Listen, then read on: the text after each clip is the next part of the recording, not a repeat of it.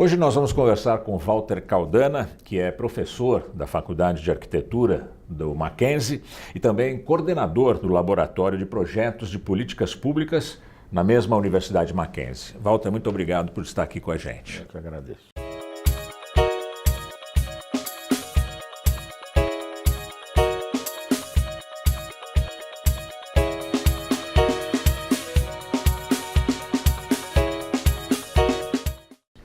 Você, com o seu conhecimento de urbanismo, de políticas públicas, mas principalmente voltadas para as cidades, como é que você avalia São Paulo do século XXI?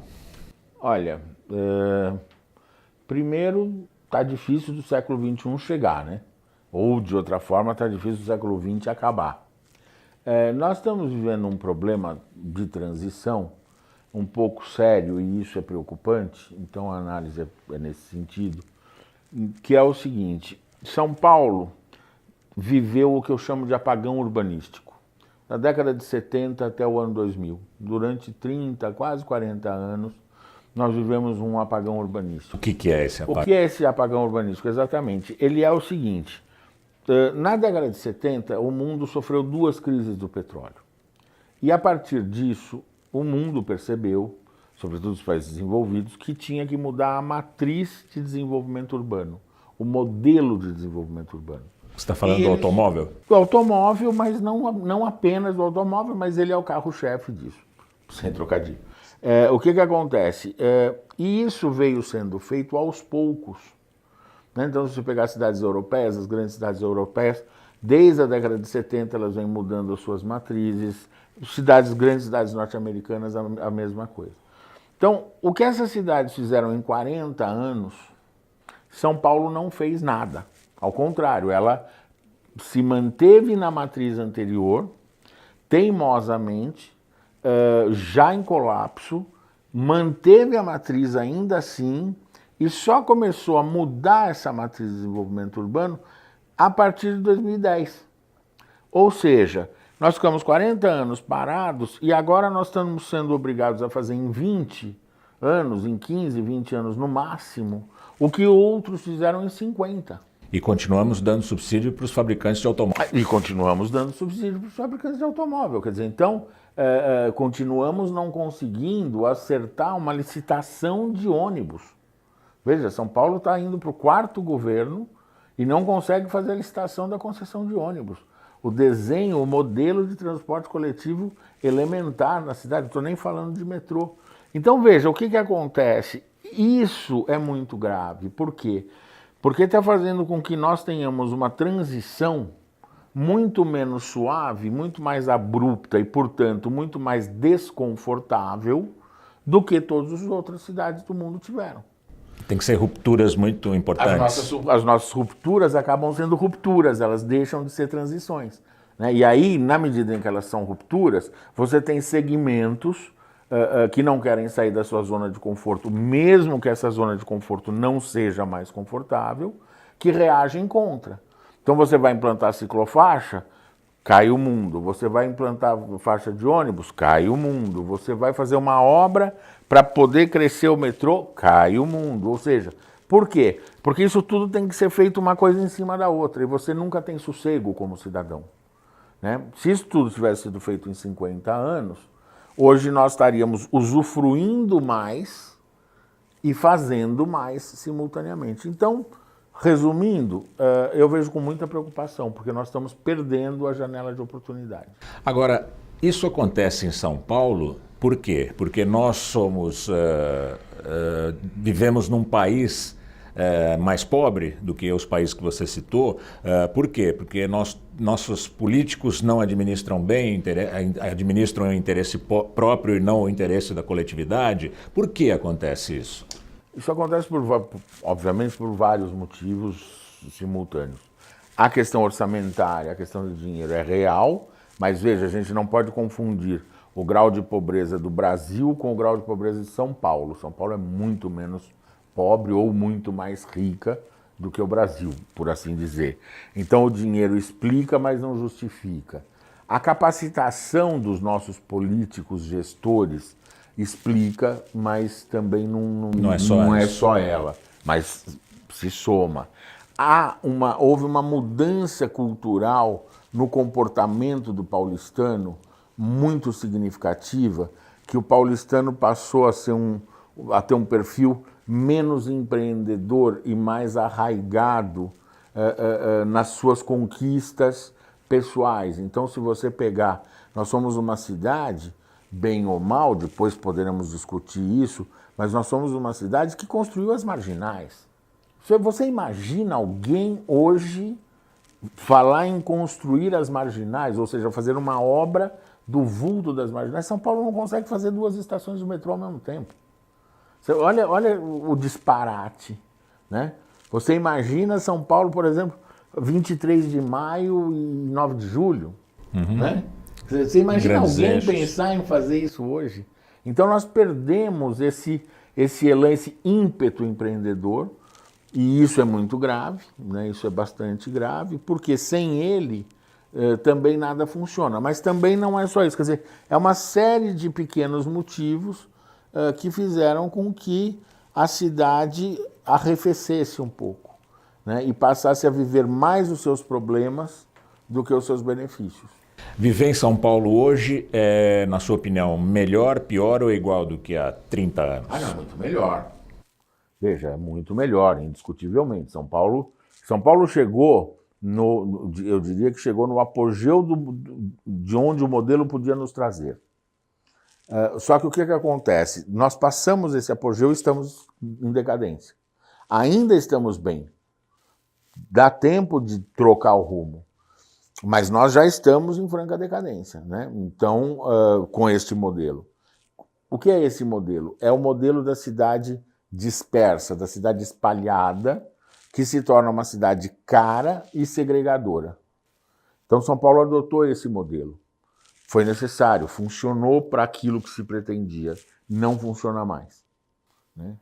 Esse modelo nos deu a Avenida Paulista, esse modelo nos deu museus, nos deu vida cultural, nos deu emprego, nos deu renda, nos deu... Agora, ele também nos deu enchente, ele também nos deu congestionamento, ele também nos deu tragédias cotidianas, ele também nos deu violência, ou seja, é ação e reação. Se nós não cuidarmos de trocar esse modelo... Seria trocar por o quê? Por um modelo que adensa mais a população? Um modelo que adensa mais, com toda certeza, um modelo que aposta muito na prestação de serviços, ou seja, a cidade se transformar numa grande prestadora de serviços, e fundamentalmente num modelo que diminua o nível, o grau de diferença entre as pessoas. Ou seja, você tem que ter um uso misto da cidade, porque não é só adensar. Você está falando da diferença de renda? Diferença de renda, diferença cultural, etária, de gênero, de renda. Todas as diferenças. Todas as diferenças, né? Quando a gente fala do uso misto da cidade, não é só o uso misto comércio, serviço e residência, não. É morar mais gente misturado, todo mundo junto. Claro, ninguém aqui tem idealismos do século XIX, mas o fato é que o nível de segregação de São Paulo é muito superior a cidades como Nova York, Londres e Paris. Ou seja, então, é uma anomalia, não dá para ser desse jeito, né? A cidade fica cara.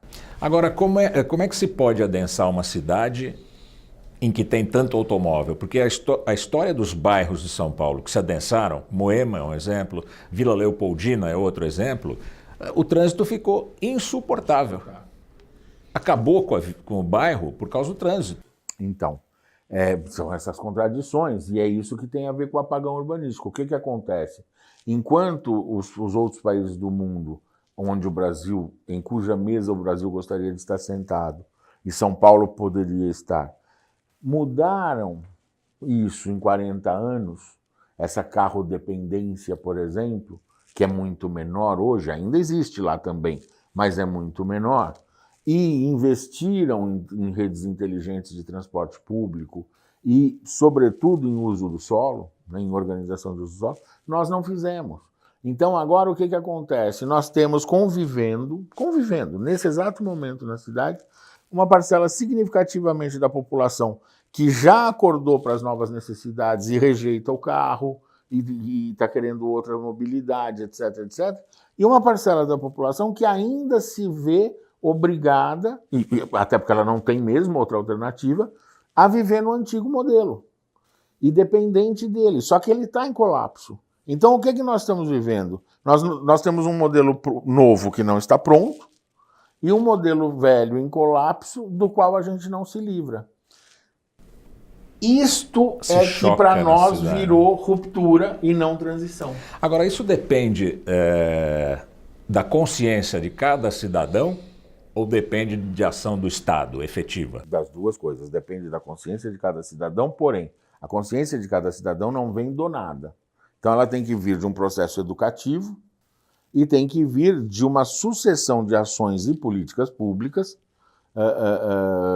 organizadas pelo Estado e fomentadas pelo Estado, que geram, inclusive, educação e uma mudança de comportamento do próprio capital e da relação do capital com a cidade.